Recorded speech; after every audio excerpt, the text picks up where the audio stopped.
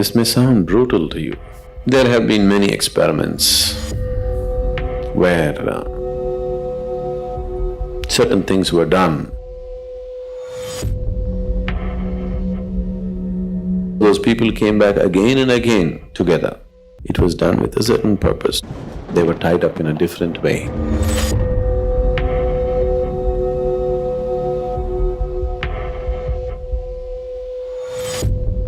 Namaskaram, Sadhguru. Is it possible to experience the energy of someone dear to us who is no more? So your relationships with people are either of the body or mind, a little bit of emotion, or a combination of these three, isn't it? Isn't it so? All the relationships that you hold in your life, however dear they are to you, however close you think they are to you, you either know them in their mind a little bit, or you know them in your emotions, or maybe body. So these are the only three ways you know this person. Yes? All those three things, he is left here and gone. So you have no business with him. You got nothing to do with him. People are always trying to talk to their grandfathers, mediums, this, that.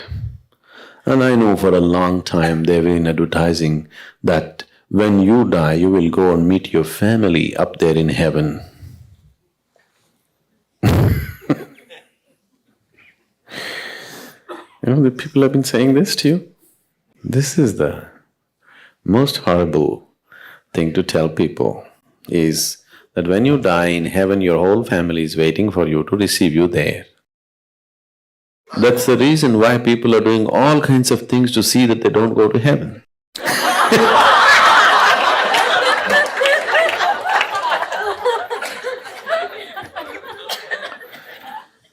See, now this may sound brutal to you, but I want you to look at life the way it is. You want to be in Wonderland? It's up to you. You want to live in, you want to live like Alice? That's up to you. But you want to know reality, because if you want to transcend, you must know reality the way it is. Otherwise, how will you transcend? If you do not face reality just the way it is, the question of going beyond that doesn't arise at all in your life, isn't it? See it clearly. Take the dearest person in your life and please examine it carefully. What is it that you know about this person? Maybe you explored their body a little bit, not all of it, just a little bit.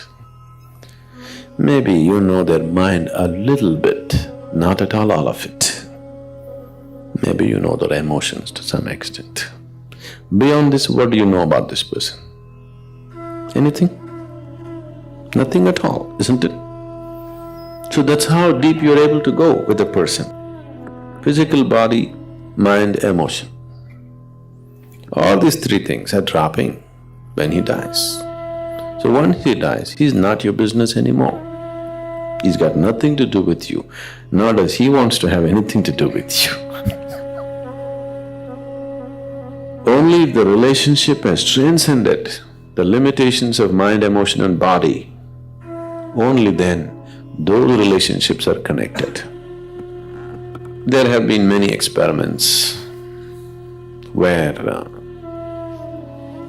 certain things were done to see that two people came over again and again together, repeatedly. This was done with a certain purpose, not just for fancy, not for emotion. It was done with a certain purpose to fulfill certain things.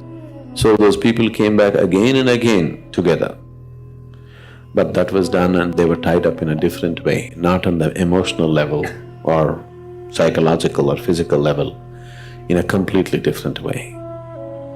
Unless something else has been touched,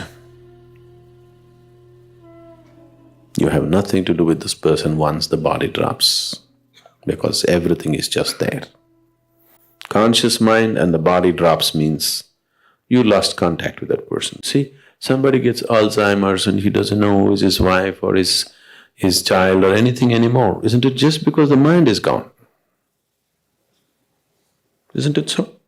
The body has its own memory, it could recognize a little bit, but still not much. Just because the mind is gone, they don't even recognize you anymore, it's over. And with death, do you think they'll recognize you? Please look at it sincerely, rather than just fooling yourself. So, your involvement with people is just this much: physical, mental, emotional. Those things have no relevance once somebody has left his body. So your business with them is over. You know, Jesus said, leave the dead to the dead. Looks absolutely brutal and arrogant, isn't it? Somebody says, my father is dead, I want to bury him and come. The man says, leave the dead to the dead. Does he look like the gentle person that you're talking about? Does he look like that? See, now you just lost your father. You go and ask with great emotion, Master, I want to bury my father and come. Just leave the dead to the dead, you come with me. This doesn't look like a gentle human being, isn't it? But somebody who's in touch with reality. He knows what to be done, what not to be done, that's all. So, when people die, what can we do? Now, what can we do? Is it about you or them? If it's about you, there is one thing to do. It's about them, there's another thing to do. We can do something for them also within a certain span of time if they have died in a particular way. About yourself, when somebody is gone, somebody who is very dear to you is gone, naturally this happens to you, but people take it to the extreme.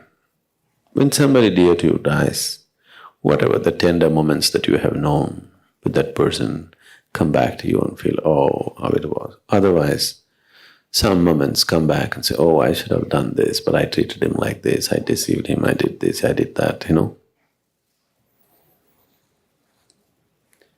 No, somebody is dead. When somebody is dead, if you can enhance your life with this death, that's beautiful. Just because when somebody is dead, the situation has become intense in a certain way. Because a sudden dislocation of anything creates an intense situation for you, isn't it? Those are wonderful moments. Those are moments that you must make use of for your growth.